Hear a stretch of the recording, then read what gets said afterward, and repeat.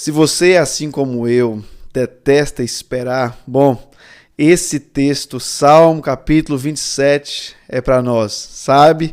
Nós precisamos aprender isso como ninguém, aprendendo a esperar. Entender o tempo do Senhor?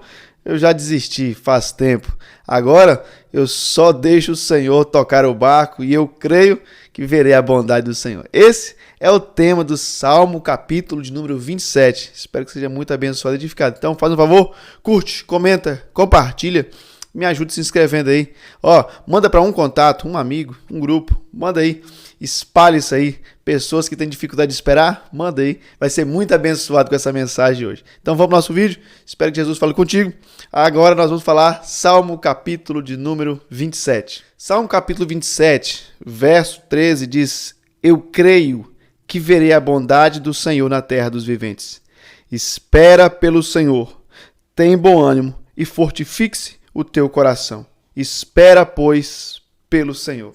Sabe, esse Salmo de Davi, ele mostra para nós o dever de esperar. O que na nossa geração a gente não gosta, a gente é acostumado com tudo instantâneo, a gente é acostumado com a comida rápida, esquenta do micro-ondas, a gente é acostumado com coisas muito mais rápidas e não dá para esperar. É tudo muito rápido. Então, quando eu olho para um texto como esse, eu vejo o que Deus trabalhou na vida de Davi, quando Davi fala isso: espera, pois, pelo Senhor. Espera pelo Senhor, fortifica o teu coração, e de novo ele repete e enfatiza: espera pelo Senhor. Se você observar, todas as pessoas que Deus usou, houve um tempo de tratamento.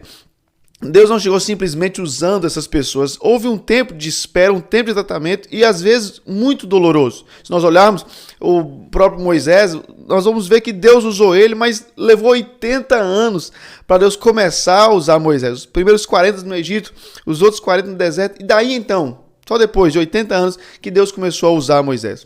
Se nós olharmos o próprio Davi, nós vamos ver um garoto sendo ungido para ser rei, mas foi se tornar rei muito lá na frente. José teve sonhos de grandeza na terra de seus pais ainda. Mas isso tudo foi se cumprir lá na frente, muitos anos depois. Passou por cativeiro, passou por muita coisa. E todos esses homens tiveram uma coisa em comum: eles tiveram que aprender a esperar. Geralmente, quando Deus nos dá um sonho, Deus nos mostra a obra pronta. E nesse intervalo entre o sonho e a concretização que nós vemos, existe um meio do caminho. E geralmente esse meio do caminho, Deus não nos mostra o meio do caminho. Porque se Deus nos mostrar o meio do caminho, você não vai ficar. Você não vai querer que aquele sonho aconteça em sua vida. Porque o meio do caminho é muito doloroso. O meio do caminho tem muitos espinhos. O meio do caminho tem muita traição, falsidade, tem muitos ataques diabólicos. O meio do caminho é terrível. Quando José recebeu um sonho, a obra pronta, mas no meio do caminho estava lá. Precisava acontecer prisão, precisava acontecer esquecimento. É muito doloroso. E esse meio do caminho é onde Deus forja o nosso caráter. É no meio do caminho que Deus trabalha nas nossas fraquezas. É no meio do caminho que nós aprendemos a esperar e confiar no Senhor. É no meio do caminho que Deus vai se revelando e nós vamos ter nossa fé fortificada no Senhor. É no meio do caminho a qual eu não choro mais. Eu aprendo a descansar e confiar no Senhor. É no meio do caminho aonde os impossíveis se tornam possíveis. É no meio do caminho aonde eu aprendo a olhar e descansar no meu Senhor e crendo que Ele está vivo e fazendo o que é melhor para mim. O meio do caminho é onde Deus nos ensina a fortificar a nossa fé. Foi isso que Deus fez com Josué, dizendo para ele: tem bom ânimo. Nosso grande desafio é esse, é ter bom ânimo. Nosso desafio não é fazer as coisas acontecerem, darem certo, não. Nosso grande e maior desafio é permanecer de pé até que o Senhor faça acontecer. Nosso grande desafio é resistir ao meio do caminho sem desanimar, sem desistir.